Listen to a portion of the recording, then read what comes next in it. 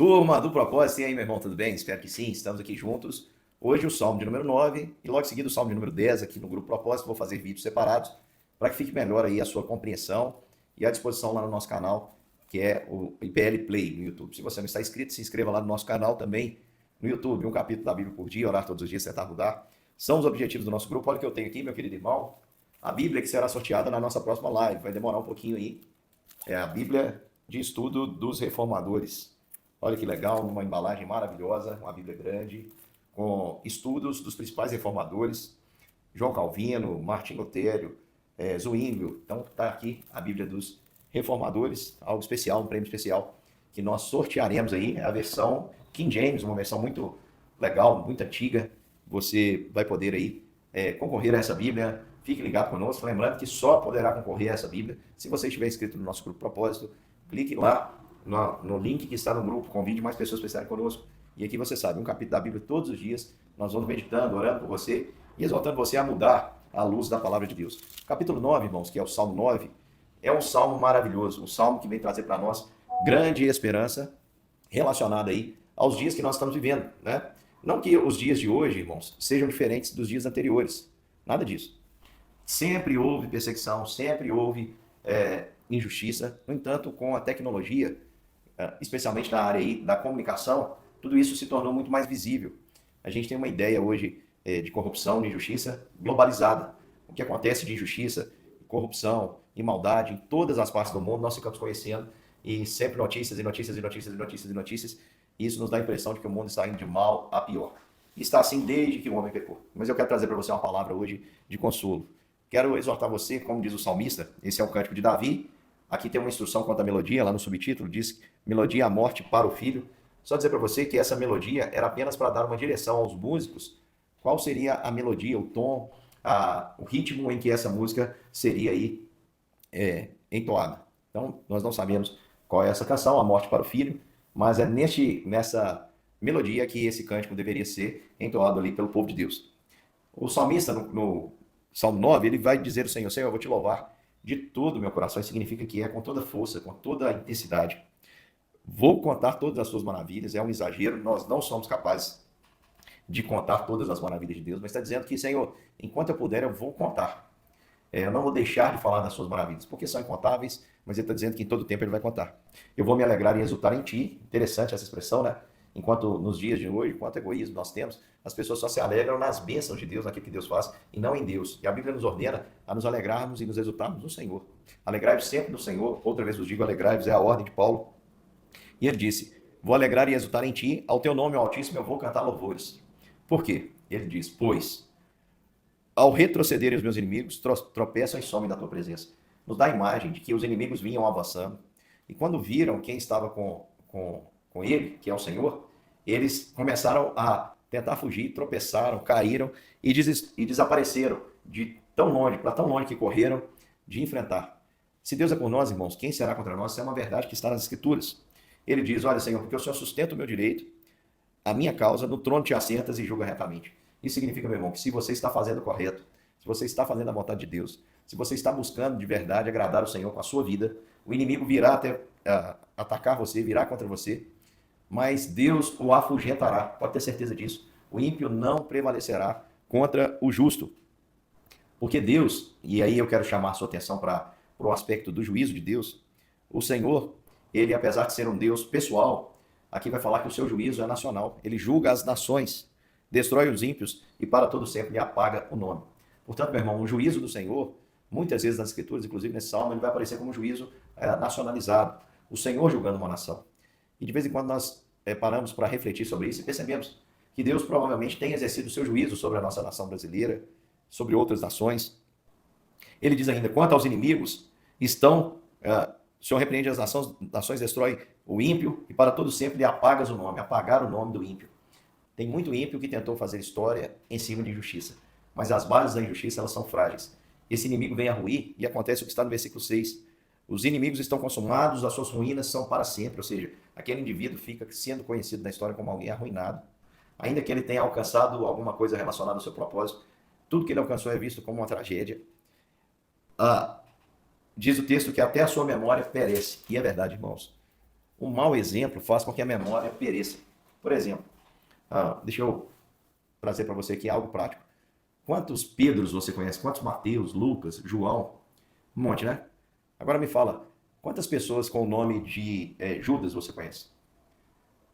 Quantas? Você percebe, meu querido irmão, que um mau exemplo, ele apaga a memória, ele apaga o nome. Quantas pessoas que você sabe que tem o nome de Hitler? Até tem, alguém aí coloca o nome, mas quantas pessoas você sabe que recebeu o nome, por exemplo, de Mussolini? Pessoas que marcaram a história de maneira negativa. A memória perece, elas mancham esse nome. Ninguém mais quer honrar esse nome, quer que essa memória seja de fato apagada.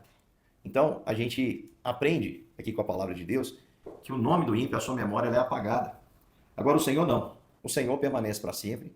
E aqueles que estão com o Senhor também, a Bíblia diz que eles são como os montes de Sião, que não se abalam e firmes permanecem para sempre. O Senhor julga o mundo, ele julga com justiça, ele administra os povos com retidão. Você fala, peraí, se Deus julga o mundo com justiça e administra os povos com retidão? Sim, meu irmão.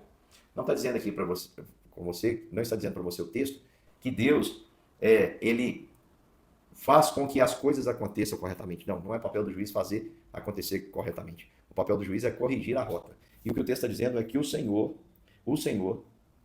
ele vai julgar o povo com justiça e administrar os povos com retidão. Ou seja, o Senhor, na dose da sua misericórdia, da sua justiça, ele vai ajustar as coisas, vai punir o ímpio e vai também proteger o justo. E é tudo isso que o Salmo diz, porque o Senhor é alto refúgio para o oprimido, refúgio nas horas da tribulação. Quando você perceber alguém que não tem ninguém por ele, lembre-se que o Senhor está com ele, o Senhor olha a causa do pobre, da viúva, do necessitado. Em ti, pois, confiam os que conhecem o teu nome, porque tu, Senhor, não os desamparam, não desampara os que buscam. Cantai louvores ao Senhor, que habita em Sião, proclamai entre os povos os seus feitos. Sião era considerado o lugar mais auge da glória de Deus. Ali há uma localidade que expressava essa presença triunfante do Senhor. E o texto vai dizer que aqueles que requerem sangue, é para o Senhor lembrar deles e ouvir o clamor dos aflitos. Então, gente que quer cometer uma carnificina, uma exploração contra o pobre, o necessitado, pessoas que estão atingindo o pequenino, o Senhor está dizendo, ouve, Senhor, lembra-se daqueles que requerem o sangue, ouve o clamor dos aflitos, compadece-te de mim, Senhor, e vê a que sofrimentos me reduziram os que odeiam. Tu que me levantas da porta da morte, olha a expressão, para que as portas da filha de Sião eu proclame os teus louvores e me regozijo da tua salvação.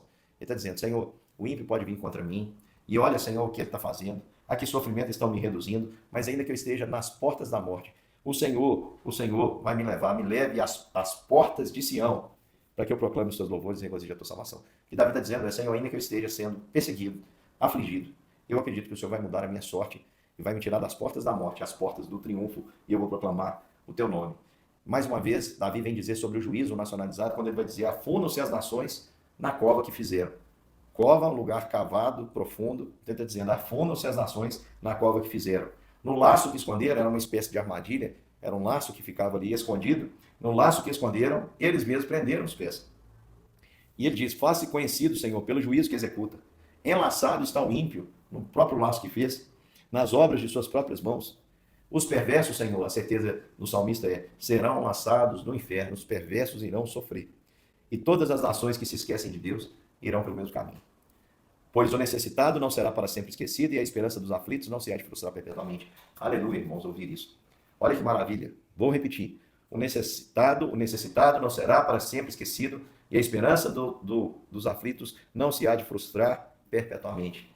Então, esse recado aí é para os poderosos dessa época. Estou dizendo para você que a sua hora, o juízo de Deus é vindo sobre a sua vida, porque o necessitado, ele não será para sempre esquecido e a esperança dos aflitos do Senhor não se há de frustrar. Todos aqueles que não têm ninguém por eles, têm o Senhor, meu querido irmão, que faz justiça, que assiste do céu, que ri do canto da sua boca. E é claro que eu estou usando aqui uma metáfora para dizer que o Senhor dá aquele sorrisinho assim de deboche, quando ele olha para alguém arrogante, que quer requerer o sangue, que acha que vai fazer o que quiser. Não, a hora é chegada, a hora do juízo é chegada. Então a nossa oração tem que ser como a do salmista. Levanta-te, Senhor, e não prevaleça o mortal. Sejam as nações, inclusive a nação brasileira, julgada na tua presença. E vem, Senhor, infundir-lhes o medo e saibam as nações que não passam de mortais. Irmãos, a maior bênção que Deus pode trazer para nós é o seu juízo em termos de justiça, para que todos possam temer o Senhor. E pode ter certeza que o dia que ele fizer, haverá um temor que tomará conta de todos nós. Nós vamos ver que Deus há de mostrar que todo juízo, toda autoridade, todo poder vem dele. Não tem ninguém que saia da presença, que tenha uma expectativa de que Deus vai exercer o juízo e que saia insatisfeito, como se o ímpio tivesse ficado impune. Ninguém, meu irmão, sai com esse sentimento de vazio. Às vezes, eu e você começamos a pensar assim que Deus ele não está querendo muito interferir e que as coisas, o ímpio faz o que quer e não existe nenhuma punição para ele, não existe juízo e cada vez mais quem paga o preço é quem mais é necessitado. Eu quero dizer para você que você, no dia que observar o juízo de Deus, você não vai ter mais essa sensação de que faltou alguma coisa. Nós vamos ser tomados pelo medo e temor e ao mesmo tempo júbilo e alegria por saber que o juízo veio da parte do Senhor. Nesse dia, irmãos, vamos fazer um culto de louvor e adoração a Deus, porque Ele é assim. É um Deus que senta no seu trono inabalável e que julga as nações com equidade. É vindo o juízo de Deus, e eu espero, meu irmão, que você não seja encontrado aí no banco dos réus, porque você está vivendo dessa forma.